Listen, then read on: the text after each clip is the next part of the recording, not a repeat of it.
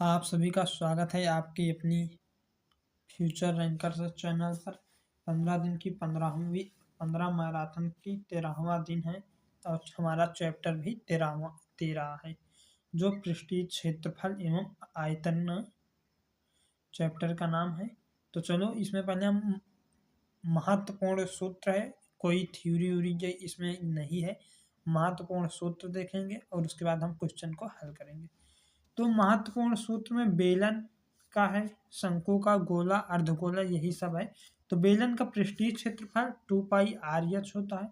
पूर्ण पृष्ठीय क्षेत्रफल 2 पाई आर ब्रैकेट में आर प्लस प्लस एच होता है। आयतन की बात करें तो पाई आर स्क्वायर एच होता है। और शंकु की तिर्यक ऊंचाई यल बराबर है कन्नड़ी में H square plus R square होता है। पृष्ठीय क्षेत्रफल पाई आर यल होता है।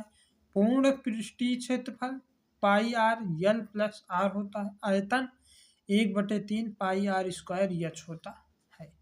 अब गोला का बात कर लें और अर्धगोला का बात करें तो हमें हो जाता है गोला का पृष्ठीय क्षेत्रफल 4 पाई आर स्क्वायर।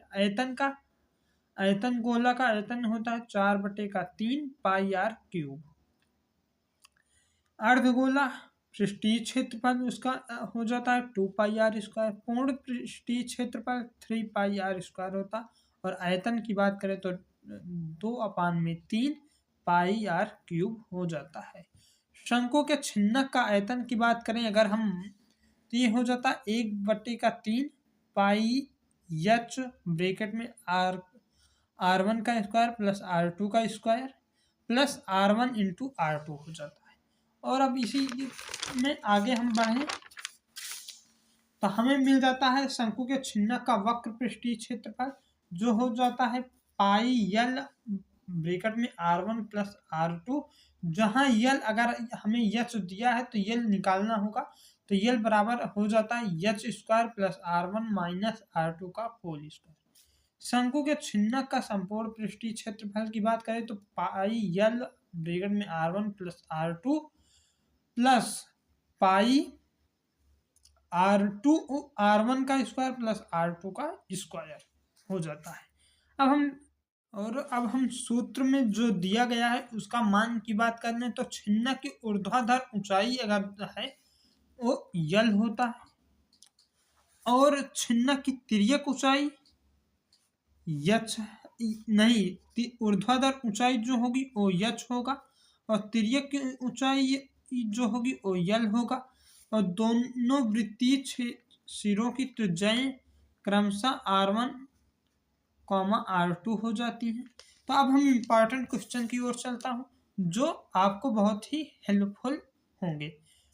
तो यदि एक घन का आयतन 125 सेमी क्यूब है तो उसकी भुजा क्या होगी। तो यहाँ पर जो आपको बता दूं तो घन का आयतन की बात कर रहे हैं, तो घन का आयतन क्या होता है, घन का आयतन हो जाता है ए क्यूब। घन का आयतन कितना दिया गया 125 सेमी क्यूब, तो यहाँ पर हो जाएगा 125 ए क्यूब बराबर 125, क्योंकि घन का आयतन दिया गया है, ए क्यूब हमें निकालना है भुजा।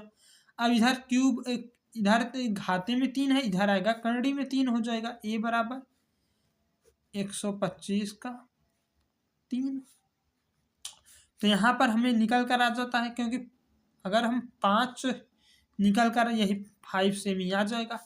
5 कैसे है तो यहाँ पर 125 को अगर हम 5 को गुणा जो 5 में करेंगे तो 25 मिल जाता है।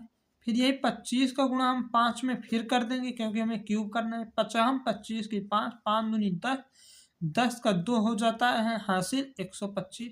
तो इसी तरह हमें 5 सेमी मिल जाएगा। अब हम क्वेश्चन नंबर दूसरे की ओर चलता हूँ। तो क्वेश्चन नंबर दूसरे में दिया गया है यदि शंकु की त्रिज्या 7 सेमी और तिर्यक ऊंचाई 25 सेमी है तो उसका वक्र पृष्ठीय क्षेत्रफल क्या होगा। तो यहाँ पर वक्र पृष्ठीय क्षेत्रफल, तो शंकु का वक्र पृष्ठीय क्षेत्रफल पाई आर यल होता है।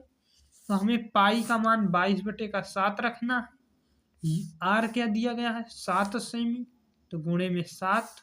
यल का मान, तिर्यक ऊंचाई हमें दिया गया 25 हो जाता है, तो 25 7 से 7 अपना कट जाएगा, 22 का गुणा अगर हम 25 में कराएंगे तो हमें मिल जाता है 550 सेमी स्क्वायर। अब हम अगले क्वेश्चन की ओर चलता हूं। तो अगला क्वेश्चन में दिया गया है बेलन का आयतन 1540 सेमी क्यूब है और त्रिज्या 7 सेमी है। बेलन की ऊंचाई क्या होगी? तो बेलन की ऊंचाई ज्ञात करना है, मतलब बेलन का आयतन का सूत्र, बेलन का सूत्र हो जाता है पाई आर स्क्वायर एच। पाई का मान हम यहाँ पर रख देंगे 22/7। आर स्क्वायर है तो यहाँ पर देखिए 7 सेमी दिया गया है, तो 7 गुणे 7 करेंगे क्योंकि स्क्वायर है। एच हमें निकालना ही है, आयतन पूरा कितना आ रहा है 1540 आ रहा है। यहाँ देखिए 7 से 7 कट गया, 22 गुणे 7 गुणे एच बराबर 1540 हो जाएगा। 22 का 7 में करेंगे तो 154 हो जाता है गुणा करने पर, 22 7 154, 1540 इधर, यहाँ से इससे कट गया तो एच बराबर हमें 10 मिल जाएगा, 10 सेमी, यही हमारा आंसर हो जाएगा। अब हम क्वेश्चन नंबर आगे ये देखें तो ये दिया गया है एक बर्तन है, वो अर्धगोलाकार है,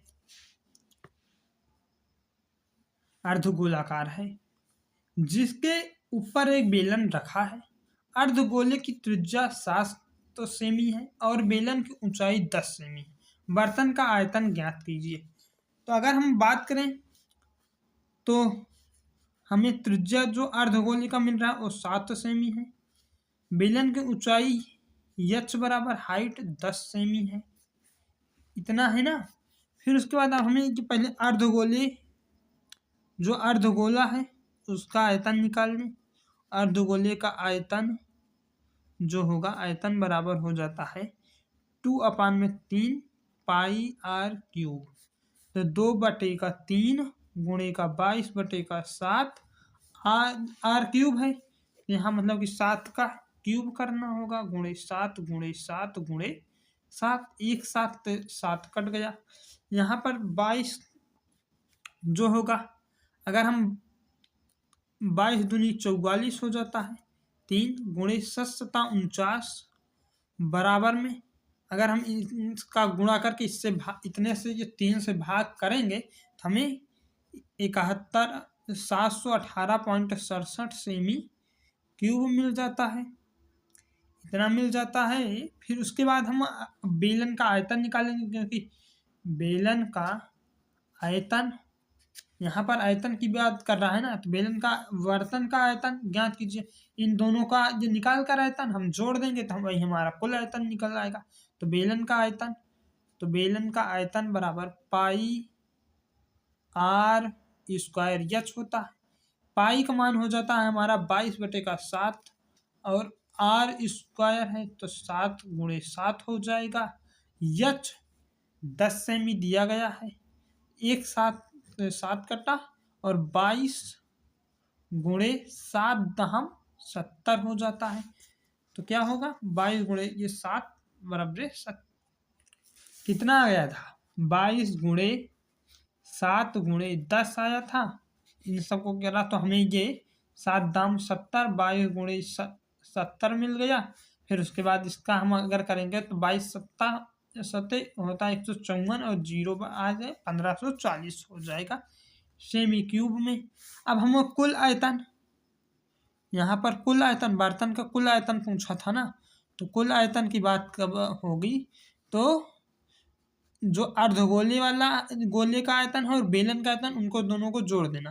तो अर्धगोले वाला आयतन हमें 718.67 मिला था और ये वाला 1540 सेमी क्यूब मिला है। इन दोनों को अगर हम जोड़ेंगे तो हमें मिल जाता है 2258.67 सेमी क्यूब, क्योंकि 1540 में अगर हम 718 जोड़ेंगे तो 2258 हो जाएगा। फिर उसके बाद 67 ये नीचे आ जाएगा, यही हमारा आंसर हो जाएगा। कुल लिख देंगे कुल आयतन बर्तन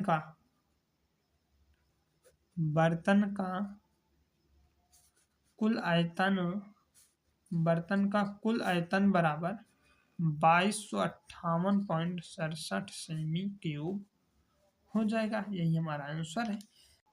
मिलता हूँ नेक्स्ट वीडियो में, तब तक के लिए धन्यवाद दोस्तों। आप लोग कैसे हैं कमेंट बॉक्स में ज़रूर बताएं और हमारे चैनल पर नए आए हो तो चैनल को सब्सक्राइब ज़रूर करें।